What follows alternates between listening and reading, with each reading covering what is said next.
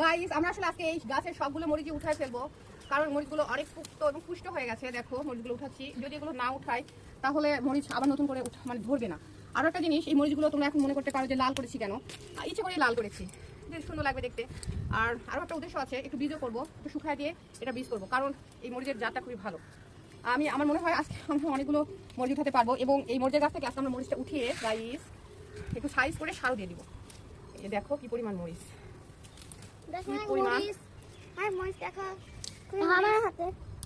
এই যে দেখো, তোমরা দেখে অবাক হয়ে যাবা একটা গাছে কি পরিমাণ মরিচ। একটা গাছে, এখানে কিন্তু একটা গাছ আছে, তোমাদেরকে আমি বলছি যে একটা গাছে কি পরিমাণ মরিচ তোমরা দেখাই, যে দেখো একটা গাছ। কিন্তু দেখি মা একটু দেখাই গাছদেরকে, দেখাও, ধরো এটা, তুমি ধরো, এটা ধরো বেটি, ধরো একটা গাছে কি পরিমাণ মরিচ, তোমরা অবাক হয়ে যাবা। এখানে কিন্তু একটা গাছ,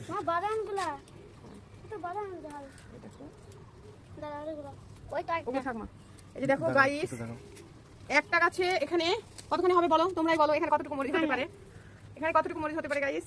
এই যে দেখো, দেখো কতটুকু।